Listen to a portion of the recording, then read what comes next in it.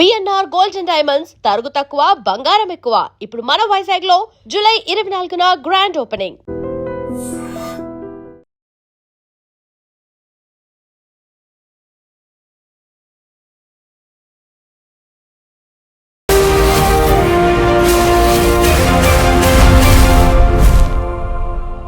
నమస్తే, welcome to I dream social spotlight with Kavitha. Cockroach Janata party చెలో సంసద్ కార్యక్రమం ఇంకా కొనసాగుతూనే ఉంది. నిన్న రాత్రి టెంట్లను తొలగించినప్పటికీ కూడా వందలాదిగా వచ్చినటువంటి కార్యకర్తలు జంతర్ మంతర్ దగ్గర నిరసన కొనసాగిస్తూ ఉన్నారు. ధర్మేంద్ర ప్రధాన్ 20 మంది మరణానికి కారణమయ్యారు, ఆయన రాజీనామా చేయాలి అనే దాంతో పాటుగా చనిపోయినటువంటి ఎవరైతే ఆత్మహత్య చేసుకున్నారో వారందరికీ ఒక్కొక్క కోటి రూపాయల నష్టపరిహారం చెల్లించాలి అనేటువంటి డిమాండ్తో ఈ దీక్ష అనేది ఇప్పటికీ కొనసాగుతోంది. జంతర్ మంతర్ దగ్గరికి కేంద్ర ప్రభుత్వమే రావాలి, చర్చలు జరపాలి, మేము మాత్రం వాళ్ళ దగ్గరికి వెళ్ళము అనేటువంటి మాట. మరి వర్షాకాల పార్లమెంటు సమావేశాల్లో దీనికి సంబంధించి కేంద్ర ప్రభుత్వం ఏమైనా నిర్ణయం తీసుకుంటుందా? నెక్స్ట్ ఏం జరగబోతోంది? మనతో పాటుగా ఉన్నారు తమ్మారెడ్డి భరద్వాజ గారు. హలో అండి, నమస్తే. సో కాక్రోచ్ జనతా పార్టీ, ఆ పేరు వినగానే కాక్రోచ్లు పుట్టుకొచ్చాయి, లేకుంటే అసహ్యకరంగా ఉన్నారు, లేకపోతే వీళ్ళేంటి మన సమాజాన్ని బాగు చేసేది, ఇలాంటి మాటలు, ఒక నిరుద్యోగులు ఒక అసహనం అనేది ఉంది, ఒక లేజీనెస్ ఉంది. బట్ ఒక సెక్యులర్గా ఆలోచిస్తున్నారు, ఒక డెమోక్రటీగా నిరసన తెలుపుతారు అనుకున్నది ఇప్పుడు సడన్గా ఇంకొక టర్న్, ఇంకో ట్విస్ట్ తీసుకుందా? ఈ మొత్తం ఎపిసోడ్ జంతర్ మంతర్ దగ్గర ఏం జరుగుతోంది? సోనం వాంగ్చుక్ని ఎట్లా చూస్తున్నారు మీరు? అసహనం ఏం లేదు. అసహనం అంటే నేను కాక్రోచ్ని అట్లా అనుకుంటా. అంటే ఈ సమాజంలో ఏం జరుగుతుంది అని ఆలోచించిన వాడు, ప్రశ్నించిన వాడు కాక్రోచ్ అయితే నేను కాక్రోచ్ని. అంతకుముందు మీరు అర్బన్ నక్సల్ కూడా. అర్బన్ నక్సల్ ఎప్పుడు మొదటి నుంచి. సో అంటే ప్రశ్నిస్తే మనం నక్సలైటో, దేశద్రోహో, కాక్రోచో, ఇంకోటో అవుతా ఉంటే మనం ఏం చెప్పలేము. అంటే మనం డెమోక్రసీలో ఉన్నాం, మనం ఏం చేయాలి, ఎలా ఉండాలి అనేది మనం ఆలోచించుకుంటాం. అంటే అట్లాగే మన సమాజం ఎలా ఉండాలని కూడా ఆలోచిస్తూ ఉంటాం. ఈ ఆలోచించిన ప్రతివాడు ఇదనుకుంటే, కాక్రోచ్ అనుకుంటే కష్టం. సో ఇప్పుడు వాళ్ళు యాక్చువల్గా ఇప్పుడు కాక్రోచ్ జనతా పార్టీ అనేది పేరు పెట్టారు, కానీ ఆయన ఏమన్నాడు, ఈ పని లేని వాళ్ళంతా కాక్రోచ్ లాంటి వాళ్ళు, లేకపోతే ఇంకోటి ఏదో కూడా పెస్ట్ ఏదో సంథింగ్ ఏదో అన్నాడు. సో ఎందుకు ఖాళీగా ఉంటే మనం ఆలోచిస్తూ ఉంటే ఖాళీగా ఎందుకు ఉన్నాం? స్టూడెంట్సే కాదు, స్టూడెంట్స్ అయిపోయినాక చదువు అయిపోయిన డిగ్రీ హోల్డర్సే కాదు, మా అలాగే రిటైర్ అయిన వాళ్ళు కూడా ఖాళీగానే ఉంటారు. ఖాళీగా ఉన్నవాళ్ళు సమాజాన్ని గురించో ఇంకోటి ఆలోచిస్తారు, వాళ్ళు పాపం లైఫ్ని గురించి ఆలోచిస్తారు, మేము దేశాన్ని గురించి ఆలోచిస్తాం. సంథింగ్ దేశం కాబట్టి ఇంకో సర్వైవల్ ఏదో గురించి. సో ఆలోచించిన వాళ్ళు ఆలోచించిందంతా తప్పు, మేము చెప్పింది మీరు వినాలి తప్ప మీరుగా ఆలోచించే హక్కు లేదు అనే పరిస్థితిలో మాట్లాడుతున్నారు ఇవాళ సమాజంలో. దానికి వచ్చిన తిరుగుబాటు అంటారో, లేకపోతే దాని మీద నిరసన కాక్రోచ్ జనతా పార్టీ. అది పుట్టినాక ఏదో జరిగింది, మొత్తానికి బాగానే ఉంది అనుకుంటుంటే ఆయన ఒకరోజు వచ్చి నేను జూన్ 20వ తారీఖు వచ్చేస్తున్నాను, మనం ఈ ప్రధాని గారు రిజైన్ చేయాలని పెట్టుకుందాం అన్నాను.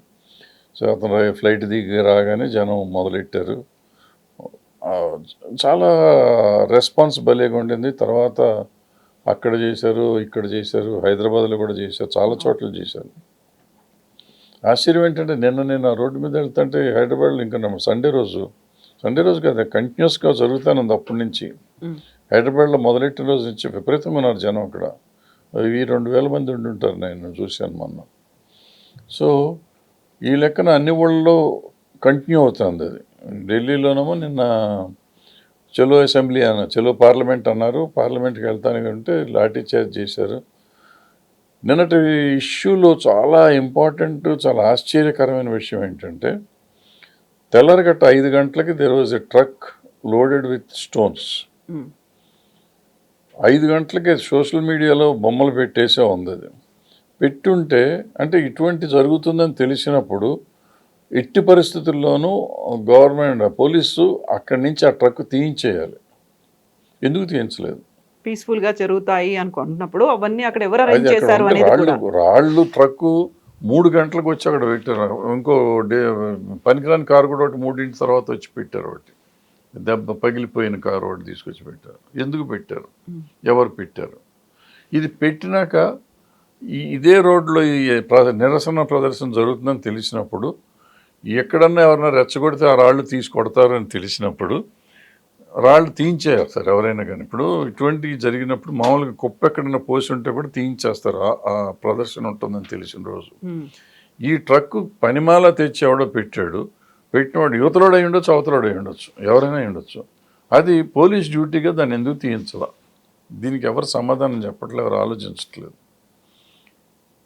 తర్వాత రాళ్ళు వేసారన్నారు, నాకు ఎక్కడ రాళ్ళు వేసిన తర్వాత ఎప్పుడో వేసారు అంటున్నారు. ఇటు రాళ్ళు వీళ్ళు వేస్తున్నారు, వాళ్ళు వేసింది ఎక్కడ కనపడలేదు, వీళ్ళు వేసేది కనపడలేదు. పోలీసులకి దెబ్బలు తగిలి, వీళ్ళకి దెబ్బలు తగిలి, బట్ విపరీతంగా భయంకరంగా లాఠీ చార్జ్ చేశారు, పిచ్చి పిచ్చిగా కొట్టారు జనాన్ని. ఇది అవసరమా? పీస్ఫుల్గా వెళ్తున్న దాని మీద ఇవన్నీ జరగటం అవసరమా? అంతమంది పోలీసులు ఉండటం అవసరమా? పోలీసులకు బ్యాడ్జీలు లేవు, బ్యాడ్జీలు తీసేసారు.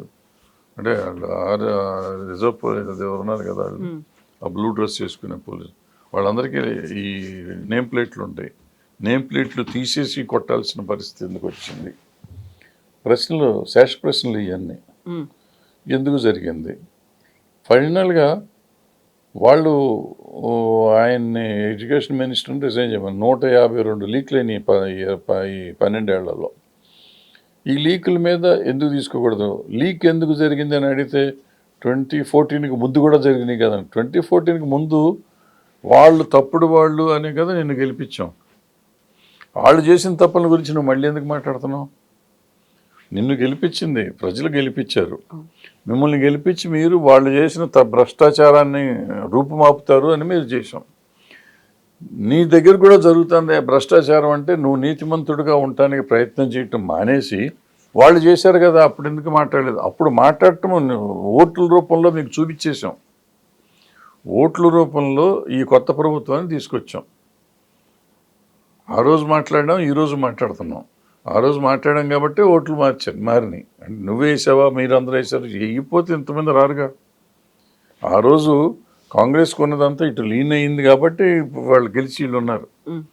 సో వీళ్ళు గెలిచి ఉన్నాక ఇప్పుడు ఎవరైనా మాట్లాడుతుంటే, నా బొట్టోడో మీ బొట్టోడో మాట్లాడుతుంటే మీరు దేశద్రోహులు, మీరు కాంగ్రెస్ లేకపోతే ఇంకోటి ఇన్ని మాటలు, వేరే వాళ్ళు ఉన్నారు, సెక్యులర్ అంటే అదొక బూతులాగా అయిపోయింది, అదొకటి అంటారు, ఏంటో అంటారు. ఈ మధ్యలో ఎందుకు ముస్లిమ్స్ వస్తారో తెలియదు, వాళ్ళు వస్తారు, ఇన్ని రకాలుగా ఉన్నాయి. ఇప్పుడు ఇన్ని జరుగుతూ ఉంటే నేను ఎక్కడ చూస్తున్నా ఎవరు మాట్లాడుతున్నారు, అందులో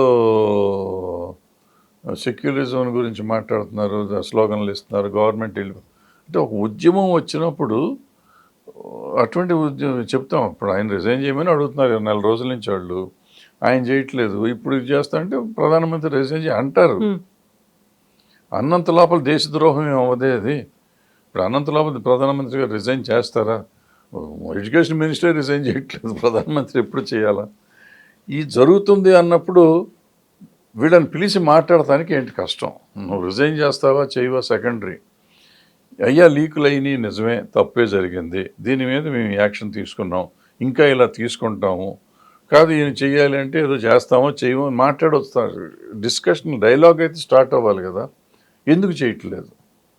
ఫైనల్గా నిన్న పిలిచారు, పొద్దున పిలిచి ఒక కాగితం తీసుకుని పంపించేశారు 10 నిమిషాల్లో. ఈ యాటిట్యూడ్ ఏంటి? మనం ఏం చేసినా చెల్లుతుంది, మనకి నడుస్తుంది, మనదే ప్రభుత్వం అనుకుంటే ఎంతకాలం ఉంటుంది అది? ఈ అహంకారం పనిచేయచ్చు. ఇందిరాగాంధీ గారు కూడా అట్టగే చేశారు, ఎమర్జెన్సీ పెట్టి చేశారు. ఇప్పుడు ఎమర్జెన్సీని మైమరిపిస్తున్నారు కదా వీళ్ళు. సో ధర్మేందర్ ప్రధాన్ రాజీనామా చేయాలి. దాంతోపాటుగా ఈ నీట్ పేపర్ రిలీజ్ అవడం వల్ల 20 మంది ఆత్మహత్యలు చేసుకున్నారు. వాళ్ళందరికీ కూడా నష్టపరిహారం చెల్లించాలి. సోనం వాంగ్చుక్ని బలవంతంగా తీసుకెళ్లారు, హాస్పిటల్లో ఇప్పుడు అడ్మిట్ చేశారు. బట్ ఆయన అక్కడ కూడా రెసిస్టెంట్ చేస్తున్నారు. నాకు ఇప్పటికీ కూడా గ్లూకోజ్లు, సెలైన్లు అవేం ఎక్కించొద్దు అనే మాట అక్కడ కూడా నిరసన అవుతోంది. ఈ రోజు కూడా జంతర్ మంతర్లో సెకండ్ డే కంటిన్యూ అవుతుంది. సెకండ్ డే కూడా చలో సంసద్ మేము చేస్తాము అనేటువంటి మాట. మేము ఇక్కడే ఎదురు చూస్తూ ఉంటాము, మీరే రండి. నిన్న దాడిలో ఎవరైతే గాయపడ్డారో వాళ్ళందరికీ మేమే క్షమాపణలు చెప్తున్నాము అనే మాట అభిజిత్ దీప్కే చెప్పుకుంటున్నారు. సో వీళ్ళు ఇక్కడ ఎన్ని రోజులైనా కంటిన్యూ చేస్తారా, లేకుంటే నిన్న జేపీ నడ్డా చెప్పినట్టుగా మీరు అక్కడ నిరసనలు చేస్తూ ఉంటే ఇలాంటి లాఠీ చార్జీలో లేకుంటే ఇలాంటి దాడులో పోలీసుల దగ్గర నుంచి కాకుండా మేము చూస్తాము అనే ఒక మాట అది కంటిన్యూ అవుతుందా, లేకపోతే ఆ మాట నిలుపుకుంటారా ఏంటి? ఎక్కడ నిలుపుకుంటారు? నేను అన్న అరగంటలోనే కొట్టారు కదా. ఇప్పుడు మేము జరగకుండా చూస్తామని చెప్పారు కానీ జరిగింది కదా. ఆయన నడ్డా గారు చెప్పిన తర్వాతే కొట్టారు. సో అవన్నీ జరగవు. ఇప్పుడు ఉద్యమం అన్నాక వీళ్ళు దెబ్బలు తినాల్సిందే, వాళ్ళు కొట్టాల్సిందే. ప్రభుత్వం చేయాల్సి పని ప్రభుత్వం చేస్తుంది, ప్రజలు చేసే పనులు అవన్నీ రెండూ ఉంటాయి. సో దాన్ని వాళ్ళని తప్పంటానికి లేదు, వీళ్ళని తప్పంటానికి లేదు. అయితే ఎందుకు సమస్య ఏంటి? ఇంత సమస్య పబ్లిక్లో ఉంటే, ఇంత నిరసన దేశం అంతా కనపడతా ఉంటే ఎందుకు పిలిచి మాట్లాడటానికి అహంకారం ఈ పార్టీ ప్రభుత్వానికి? పిలిచి మాట్లాడవచ్చు కదా. పిలిస్తే ఏం పరువులేం పోవు. మనం ప్రజలతో ఎన్నుకోబడ్డ ప్రభుత్వం అది. మన ప్రజలతో మాట్లాడటానికి మన భేషజం పోయినా లేకపోతే ఇదిగా మాట్లాడతాం అనేది సరైన పద్ధతి కాదు. మనకి ఓటేసిన ప్రజలు కదా, ప్రజలు ఏదో చెప్తున్నారు, వాళ్ళు నిరసన ఏదో చెప్తున్నారు, పిలిచి మాట్లాడదాం. మాట్లాడితే కొంప మునిగేది ఏం లేదు కదా, పరువేం లేదు. ప్రధానికి ప్రధానమంత్రి పిలిచి మాట్లాడాలని లేదు, ఎవరైనా పిలిచి మాట్లాడవచ్చు. ఎవరో ఒకళ్ళు పిలిచి మాట్లాడి ఏంటేమీ గొడవ అని అడిగితే తెలుస్తుంది కదా. వాళ్ళ సైడ్ పాజిటివ్గా ఉంటే సరిపోతుంది కదా.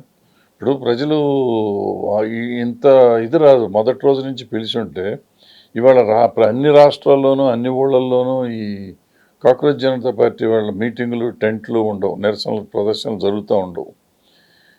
మీరు పిలవటం మానేశారు కాబట్టి అది పెరుగుతూ ఉంది. మనం పెంచుతున్నాం, వాళ్ళే పెంచుతున్నారు వీళ్ళని. వీళ్ళ బలాన్ని పెంచుతుంది ఎవరంటే ప్రభుత్వమే. పెంచినప్పుడు సమాధానం చెప్పాలి, ఏదో ఒకరోజు చెప్పాల్సింది తప్పదు. ఇప్పుడు కాక్రోచ్ జనతా పార్టీ చేస్తున్నటువంటి ఆందోళనకి మద్దతుగా సినీ నటులు వస్తున్నారు, కొంతమంది యాక్టివిస్టులు వస్తున్నారు, కొంతమంది పార్టీ లీడర్లు, ఎంపీలు వీళ్ళందరూ అటెండ్ అవుతున్నప్పటికి కూడా అది ఇంటెన్సిటీ పెంచుతోందా, లేకపోతే ఈ ప్రభుత్వం కదిలి వచ్చేలా జరగాల్సినటువంటి ప్రయత్నాలు ఇంకా జరగట్లేదా? అంటే ఇంటెన్సిటీ పెంచుతుంది, బట్ ప్రభుత్వం రావాలని ప్రభుత్వంలో ఉండాలి. అది చిత్తశుద్ధి ప్రభుత్వానికి ఉండాలి. ఇప్పుడు వాళ్ళు ఎవరో పనికిరాని వాళ్ళు, వాళ్ళ దేశద్రోహులు, వాళ్ళు లేకపోతే పాకిస్తాన్తో సంబంధం ఉంది, ఈ ఈ ఈ సమాధానాలన్నీ ఎందుకు చెప్తున్నారు? పిలిచి మాట్లాడవచ్చు కదా. ఎందుకు వాళ్ళ మీద ఏదో ఒకటి ఆపాదిస్తున్నారు? మీరు ఆపాదిస్తున్నారు, వాళ్ళకి ఉందో లేదో మనకు తెలియదు. పిలిచి మాట్లాడండి, ఏదన్నా ఉంటే ప్రూవ్ చేయండి, లేదా లోపల వేసేయండి, ఎవరు వద్దనలా. ఇప్పుడు బట్ ఎప్పుడైతే అసలు డైలాగే లేదంటున్నారో పోతుంది. సరే వీళ్ళందరూ రావటం ఇప్పుడు ఎంత అన్ఫార్చునేట్ అంటే అపోజిషన్ పార్టీస్ మాట్లాడవు జరుగుతుంటే, ఎంత జరుగుతుంటే. లేదా మీడియా టోటల్గా మీడియా సైలెంట్ అయిపోయింది. సోషల్ మీడియాలో తప్ప దీని గురించి తెలియదు అసలు ఎవరికి. నాకు హైదరాబాద్లో జరుగుతుంది, వాళ్ళు నిన్న దారిన పోతా అంటే చూశాను. అక్కడ హైదరాబాద్లో అది ఇంకా జరుగుతుందని నాకు తెలియదు. అంటే మనం హైదరాబాద్లోనే ఉన్నాం, మరి మీడియాలో ఉండాలి కదా. మీడియాలో ఎక్కడ కనపడతలేదు. సో ఈవెన్ ఢిల్లీలో జరిగేది కూడా మీడియాలో కనపడతలేదు. ఇది మీడియా ఎందుకు why is it shying away from that? సమాజంలో ఒక సమస్యను గురించి జరుగుతూ ఉంటే సమస్యని ప్రజలకు చూపించడమే మీడియా పని. అది అసలు వాళ్ళు కనపడకుండా తిరుగుతున్నారు. పైగా దాన్ని ఇంకొక యాంగిల్ చూపిస్తున్నారు. ఏదైనా చూపిస్తే కూడా వేరే యాంగిల్లో చూపిస్తున్నారు. వీళ్ళు పాకిస్తాన్ ఏజెంట్లను, దేశద్రోహులను, ఇంకోటనో చూపిస్తున్నారు. అది ఎందుకు చూపించాలి? నిష్పక్షపాతంగా ఉండొచ్చు కదా, ఉండలేదు. ఇది అంతా ఏదో ఒక ఇవాళ కాకపోతే రేపు కాకపోతే ఎల్లుండి ఏదో ఒక రోజుకి నెగిటివిటీ. దీనికోసమని జంతర్ మంతర్ దగ్గర కూర్చొని ఆల్మోస్ట్ ఒక 20 days దీక్ష చేసి నిరాహార దీక్షలో ఉన్నటువంటి సోనం వాంగ్చుక్ కూడా ఆయన మీద కూడా దేశద్రోహ కేసు ఉంది, ఆయన్ని కూడా గతంలో అరెస్ట్ చేశారు అనే దాంతో పాటుగా లడక్కి వెళ్ళలేకుండా ఇక్కడే గొడవ చేస్తున్నాడు, లేకుంటే అక్కడికి వెళ్ళడానికి మొహం లేదు, ఇక్కడే ఉన్నాడు అనే మాట ఒకటి వినిపిస్తోంది. దీని వెనకాల కాంగ్రెస్ పార్టీ ఉందా అనుకుంటే లేదు. కాంగ్రెస్ పార్టీ కూడా ఆ రోజు సపరేట్గా నిరసనలు ఆందోళన చేసింది కాబట్టి కాదు, వీళ్ళ వెనకాల ఉంది ఆమ్ జనతా పార్టీ. గతంలో అభిజిత్ దీప్కే కూడా ఆప్లో వర్క్ చేసి వచ్చాడు కాబట్టి వాళ్ళ వెనకాల ఉంది. ఆప్కి ఇంకొక రూపం ఇది సిజేపీ అనే. వీళ్ళు అనుకుంటారు, ఎవరికి వాళ్ళు అనుకుంటూ ఉంటారు, అనుకున్నదంతా కరెక్ట్ అని ఎట్లా అవుతుంది. ఇప్పుడు నువ్వు ఎప్పుడైతే వాళ్ళని డిసోన్ చేస్తున్నావో, మన ప్రజలు అనేది డిసోన్ చేస్తున్నావో, ఏదైనా మాట్లాడతావు అది మాట్లాడతాం కరెక్ట్ కాదు. ఆఫ్లో నుంచి బయటకు వచ్చి ఉండొచ్చు, ఇంకో దగ్గర నుంచి వచ్చి ఉండొచ్చు. వస్తే ఏం నష్టం ఏంటంట? నష్టమేం లేదు కదా. ఇప్పుడు ఎంతమంది ముఖ్యమంత్రులు కాంగ్రెస్ నుంచో ఇంకో పార్టీ నుంచో వచ్చిన ముఖ్యమంత్రులు అవి ఉన్నారు ఇప్పుడు బీజేపీలో. వాళ్ళు అయితే అనకూడదా మనం? ఇట్లాగే ఇతను ఆఫ్ నుంచి రిజైన్ చేసి వెళ్ళిపోయాడు, దూరంగా వచ్చాడు. అతనికి అయితే మళ్ళీ మూడు వచ్చాడు. వచ్చి అతను అడుగుతున్న ప్రశ్న కరెక్టా కాదా వరకే మనం మాట్లాడాలి. అతను ఏం చేశాడు, అతను నేర చరిత్ర ఏంటి, ఇంకోటి అన్ని పర్సనల్ విషయాలు మాట్లాడకూడదు మనమే చెప్తాం. ఎందుకంటే ఇక్కడ మన గింతులు సంగతి మనకు ఉన్నాయి. ఇప్పుడు 360 మంది ఎంపీలు మీద నేర చరిత్ర ఉంది అక్కడ. మరి దాని గురించి మాట్లాడితే పర్సనల్ విషయం అంటావు నువ్వు. మరి ఇతను ఆపులో ఉంటే అంత నష్టం ఏంటంటే ఉండేవాడేమో, ఇప్పుడు లేడు కదా. అతను కొత్తగా ఏదో అది కూడా వెటకారంగా పెట్టిన పార్టీ అది దీని మీద కూడా కాదు. కాక్రోచ్ అని ఎందుకు పెట్టుకుంటాడు? పెట్టేటప్పుడు వెటకారంగా ఒకటి పెట్టి ఒక వ్యంగ్య ఇది చూపించాడు దాన్ని, ఒక ఉద్యమంగా. వ్యంగ్య ఉద్యమం అది యాక్చువల్గా. దాన్ని నువ్వు సీరియస్ ఉద్యమం చేసింది ఎవరు? వీళ్ళు. అతను సీరియస్ ఉద్యమం కాదు, అతను వ్యంగ్యంగా మొదలెట్టాడు. దాన్ని మనం ఎక్కువ చేసుకుంటా వచ్చి వాళ్ళ పెద్ద ఉద్యమం చేసాం. దాన్ని ఆ ఉద్యమాన్ని అణిచివేస్తానికి నేను ప్రయత్నం చేసి మొత్తం జంతర్ మంతర్ క్లీన్ చేశారు. మళ్ళీ పొద్దున్న తయారైంది. అదే కాక్రోచ్ అంటే అంతే కదా, ఎక్కడికి పోయింది దాన్ని చంపినా మళ్ళీ పిల్లలు వస్తూ ఉంటాయి. సో కాక్రోచ్ని చంపలేమని వాళ్ళే తెలియకుండా చెప్తున్నారు. ఇంత జరిగిన తర్వాత కూడా మళ్ళీ యువత గురించి కూడా ఒక పర్టికులర్గా ఎవరైతే ఫోకస్డ్గా ఉన్నారో వాళ్ళంతా కెరీర్ మీద ఉన్నారో, లేకుంటే వాళ్ళకి కావాల్సినటువంటి చదువుల మీద ఉన్నారో, కొంచెం డిస్ట్రాక్ట్ అయిన వాళ్ళు ఎవరినైతే ప్రొవోక్ చేస్తున్నారో వాళ్ళు మాత్రమే జంతర్ మంతర్ దగ్గరకు వస్తున్నారు, వాళ్ళు మాత్రమే కాక్రోచ్ జనతా పార్టీలో ఉన్నారు. ఎవరైతే కొంచెం ప్రభుత్వానికి వ్యతిరేకంగా ఉన్నారో వాళ్ళు మాత్రమే గళమెత్తుతున్నారు తప్ప అందరి యూత్ వాయిస్ ఇదే కాదు కదా, అందరినీ వీళ్ళు రిప్రజెంట్ చేయట్లేదు, రిఫ్లెక్ట్ అవ్వట్లేదు కదా అనేది అని అంటున్నారు కదా. ఇవాళ ఎంతమంది బీజేపీకి ఓట్లు వేశారు? 40% ఉంది భారతదేశం మొత్తం మీద, 40%, 35% సంథింగ్ ఉంది. So 60% are against BJP even today భారతదేశంలో. కాబట్టి బీజేపీ పనికిరాదని మనం అంటామా? ఇప్పుడు బీజేపీ వాళ్ళు చేసేది వాళ్ళ స్లోగన్ నచ్చో జనం నచ్చో వాళ్ళు గెలుచున్నారు. అట్లాగే కాక్రోచ్ జనతా పార్టీ కూడా వాళ్ళ సమస్య ఈ ఏమంటారు దీన్ని, పేపర్ లీకేజీని గురించి ఒక సమస్యను తీసుకొని వాళ్ళు ఒక ఉద్యమం తీసుకున్నారు. సో వేరే సమస్యలు ఉన్నాయి కదా, తీసుకోకుండా ఇదే ఎందుకు తీసుకున్నారు అంటే వాళ్ళు రాజకీయం అయితే తీసుకోకర్లేదు. రాజకీయం చేయాలంటే చాలా చేయొచ్చు. పేపర్ లీకులు ఒక్కటే మాట్లాడుతున్నారు వీళ్ళు. దాన్ని నువ్వు ఎందుకు పరిష్కరించవు? చిన్న సమస్యను వాళ్ళు చెప్పినప్పుడు ఏలెత్తి చూపించినప్పుడు పరిష్కరించాల్సిన బాధ్యత అది. మనం రామాయణాన్ని గురించి వీళ్ళంతా మాట్లాడతారు. నిన్న కూడా ఎక్కడ చెప్పాను నేను, రాముడు అతను ఎవరో వడేలు సీత అక్కడ లంకలో ఉండొచ్చింది, లంకలో ఉండొస్తే అని అతను ఏదో అనుమానం వేస్తే వెంటనే రాముడు వదిలేశాడు. ఎందుకు పంపించేశాడు ఆవిడ్ని? ఆయన అనుమానించలా, ఆయన సీతను అనుమానించలా. తన ప్రజలు అనుమానిస్తే పట్టపు రాణి మీద అనుమానం ఉంటే పట్టపు రాణిగా ఆవిడ ఉండకూడదు అని ఆవిడని ఇక్కడి నుంచి దూరం చేశాడు ఆయన. అంటే కేవలం ఇప్పుడు మనం ఏదైతే రామరాజ్యం, ఏదైతే రాముడు, ఏదైతే రామాయణం కరెక్ట్ అంటున్నామో అదే కానీ కరెక్ట్ అయ్యి ఉంటే ఇవాళ ధర్మేంద్ర ప్రధాన్ని రిజైన్ చేయించాలి. రాముడు ఎట్లా సీతను అరణ్యానికి పంపించాడు, వీళ్ళు చేయించాలి. నిజంగా అతను బాధ్యుడా అంటే బాధ్యుడు అయ్యి ఉండకపోవచ్చు. ఆరోపణలు అయితే ఉన్నాయి. ఆరోపణ కూడా చేయటం అనవసరం, చేయకూడదు. అతను మంత్రి మీద ఆరోపణ ఎట్లా చేస్తాను? అతను లీక్ చేస్తాడా? ఎవడో లీక్ చేశాడు. Moral responsibility. ఆ రోజుల్లో లాల్ బహదూర్ శాస్త్రి గారు రిజైన్ చేశారని మోరల్ రెస్పాన్సిబిలిటీ. ఎక్కడో యాక్సిడెంట్ అయితే ఆయన ఎందుకు రిజైన్ చేయాలా? Just a moral responsibility. So చెయ్యాలి. చేస్తే నా తప్పేం పరువేం పోతుంది? చేయట్లేదు. చేయకుండా ఇప్పుడు ఏమంటున్నారు మీరు, ఏదో పని లేని వాళ్ళు కొంతమంది చేశారు అంటే నేను పని లేని వాళ్ళు ఒక 40% మీకు ఓటేస్తే మీరు రాజ్యం వెళ్తున్నారు కదా, అదే మాట నేను అనొచ్చుగా. పని లేని వాళ్ళు ఉంటే 60%లో ఉన్నారు వీళ్ళంతా. మళ్ళీ థర్డ్ టర్మ్ కూడా వచ్చారు కదా. వచ్చి సంతోషం, వస్తున్నారు, దే ఆర్ డూయింగ్ సంథింగ్. దాని గురించి మనం డిస్కషన్ అనవసరం. ఎప్పుడైతే మనం ఈ పర్సంటేజ్లు లేకపోతే మీ దగ్గర ఎవరున్నారు మా దగ్గర ఎవరున్నారు మాట్లాడితే ఈ పర్సంటేజ్ లెక్కేసుకుంటే ఎప్పుడూ మైనారిటీ గవర్నమెంటే ఉంటుంది దేశంలో. ఈ మైనారిటీ రాజ్యాన్ని వెళ్తున్నప్పుడు ఎదుటివాడిని మైనారిటీ అనే హక్కు నీకు ఎక్కడ ఉంది? నా ఉద్దేశం ఉంది అది. సో ఇప్పుడు ఇది నెక్స్ట్ మళ్ళీ ఎటువైపు టర్న్ తీసుకుంటుందని అనుకుంటున్నారు? ప్రాపర్ గైడెన్స్లోనే వెళ్తున్నారా? వీళ్ళకి గైడ్ చేసే వాళ్ళు లేకుంటే ఒక పెద్దలో అడ్వైజర్స్ అలాంటి వాళ్ళు ఎవరైనా ఉన్నారా? అంటే రాజకీయంగా పెద్దవాళ్ళు కానీ లేకపోతే ఏదన్నా ఉంటే ఈ టర్న్ చాలా అగ్లీ టర్న్ తీసుకుని ఉండేది ఈ పాటికే. ఐ డోంట్ థింక్ ఎవరు లేరు, పెద్ద వీళ్ళు కంట్రోల్డ్గానే వెళ్తున్నారు ఉన్నవాళ్ళంతా. ఎందుకంటే దట్ వాజ్ హెవీ క్రౌడ్ నిన్న. అంత జనం ఉండి చాలా తక్కువ జరిగింది అది. యాక్చువల్గా పోలీస్ సైడ్ నుంచి ఎక్కువ ఉంది కానీ వీళ్ళ సైడ్ నుంచి చాలా తక్కువ ఉంది. పోలీస్ సైడ్ నుంచి వచ్చినాక కొంత ఉంటుంది అది. ఎందుకంటే ఇప్పుడు నేను ఇందాక చెప్పినట్టు ఆ ట్రక్ ఎందుకు వచ్చింది దానికి ఎవరు సమాధానం చెప్పరు. కావాలని తెచ్చి ఎవరో పెట్టారు దాన్ని అక్కడ. కావాలని తెచ్చిపెట్టినాక పోలీసులు దాన్ని చూసి కూడా వదిలేశారు. 5 గంటల నుంచి దాని మీద చర్చ జరుగుతుంటే 11 దాకా దాన్ని అసలు రాయి ఎవడో ముట్టుకోలేదు. 11 దాకా ఎందుకు తీయించలేదు వీళ్ళు? 5,000 మంది పోలీసులు అక్కడ ఉన్నారు, దాన్ని చూశారు. దాన్ని అక్కడి నుంచి ఆ ట్రక్కుని తీయించేయచ్చు కదా. పోలీసు తెలుసుకుంటే డ్రైవర్ లేకపోయినా కానీ ఇది పెట్టి లాక్కి వెళ్ళిపోవచ్చు కదా. నేను చేయలేదంటే దాని అర్థం ఏంటి?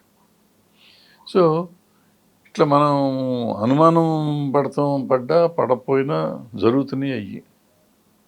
దాన్ని ఏం చెప్తాం ఇంకా. సో భవిష్యత్తులో కూడా కంటిన్యూ అవుతుంది. ఏ టర్న్ తీసుకుంటుంది ఇప్పుడు మెల్లిగా పొలిటికల్ పార్టీస్ అన్నీ మాట్లాడినాయి. రేపు పార్లమెంట్లో జరుగుతుంది, డెఫినెట్గా పార్లమెంట్లో డిస్కషన్ వెళ్తుంది. ఇవాళ కాకపోతే రేపు ఎల్లుండి డిస్కషన్ అయినాక ఏమవుతుంది? డిస్కషన్లో ఏముండదులే. వాళ్ళు మళ్ళీ దేశద్రోహులు అంటారు, మెజారిటీ ఉన్నారు కాబట్టి మీరంతా దేశాన్ని విభజిస్తానికి మాట్లాడుతున్నారు అనేది చెప్తారు వాళ్ళు. వీళ్ళు వినేసి ఊరుకుంటారు, అంతకంటే సరిగ్గా చర్చకు వస్తుందా? అప్పుడైనా ప్రధానమంత్రి స్పందిస్తారా? ఆన్సర్ ఏమైనా? ప్రధానమంత్రి నాకు తెలిసి స్పందించరు. ఎందుకంటే ఆ రోజు మిజోరాం అప్పుడు స్పందించారా, ఇప్పుడు స్పందిస్తానికి? ఎప్పుడు స్పందించరు, ఆయన అవసరం లేదు. అంటే ఆయన ఉద్దేశంలో కానీ ఆ ప్రభుత్వం ఉద్దేశంలో ఇటువంటి చిన్న చిన్న ఇష్యూస్, చాలా మైనర్ ఇష్యూస్. ఇవాళ దేశానికి కావాల్సినవి ఏదో జీడిపిలో పీడిపిలో అటువంటివి ఉన్నాయి. ఇవన్నీ నెంబర్ 1లో ఉన్నాం కదా, నెంబర్ 3 అవ్వబోతున్నాం ఎకానమీలో. అట్లా ఆ ప్రయత్నంలో మేము ఉండగా ఈ చిల్లర విషయాలు చిన్న విషయాలు మాట్లాడుతాం ఎందుకని వాళ్ళు అనుకుంటున్నారు. సో ఐ డోంట్ థింక్ ప్రధానమంత్రి గారు మాట్లాడతారు. బట్ ఎవరో ఒకరు సమాధానం అయితే చెప్పాలి కదా. అది ఎవరో ఒకరు చిన్న ఎంపీలైనా సమాధానం చెప్తారు దానికి. మీరంతా దేశద్రోహులని ఒక డైలాగ్ చెప్తారు, సరిపోతుంది. ఎస్ అండి, థ్యాంక్ యూ సో మచ్ అండి. Thank you.